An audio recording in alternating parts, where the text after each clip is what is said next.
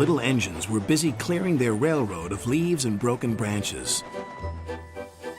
Peter, Sam, and Rusty often worked together. One day, Rusty helped Peter Sam to a water tower.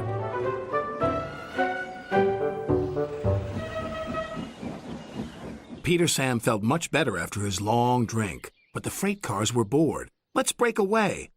Their loads were heavy and the couplings old. One snapped.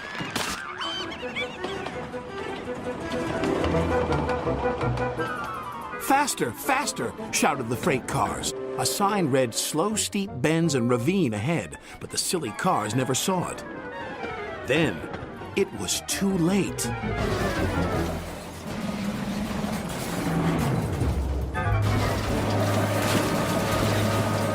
Peter Sam arrived at the scene of the disaster. His driver sighed. This was our fault. We didn't secure them properly. We'll have to get help to pull them out. Sir Topham Hatt will be very annoyed.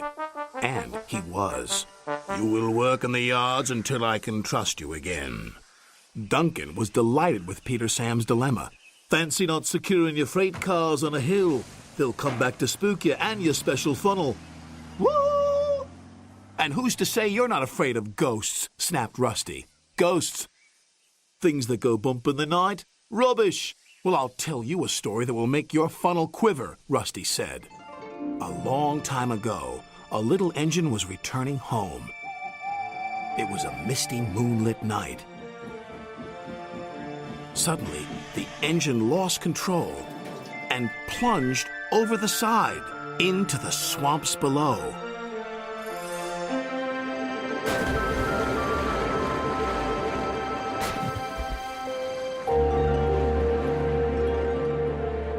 He was never found again.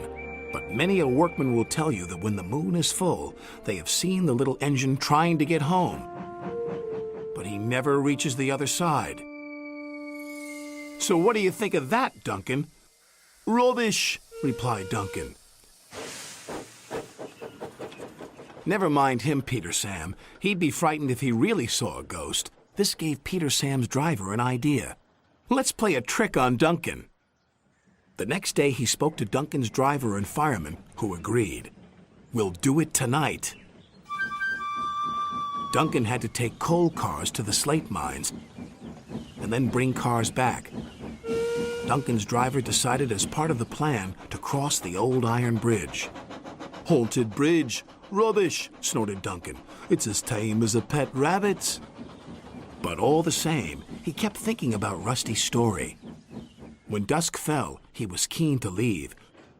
If we don't go now, Scarloey will take my favorite place in the sheds. We have to collect our cars first, his driver replied. He could see their plan was working because Duncan was nervous. When night fell, they set off.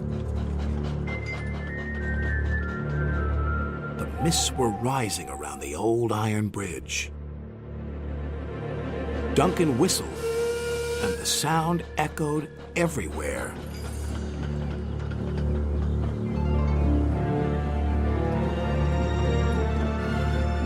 Then, ahead, he saw flickering lights. His driver knew they were only insects that shine brightly at night, but to Duncan they looked like an engine.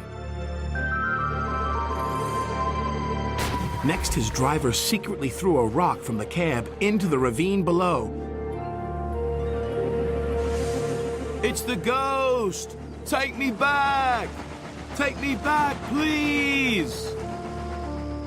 When Duncan reached the safety of his shed, he closed his eyes tightly. Spooked, are you, Duncan? Laughed his driver. No, I'm asleep. And Duncan refused to open his eyes. He did, though, when he thought his driver wasn't looking, just to make sure that he was still there.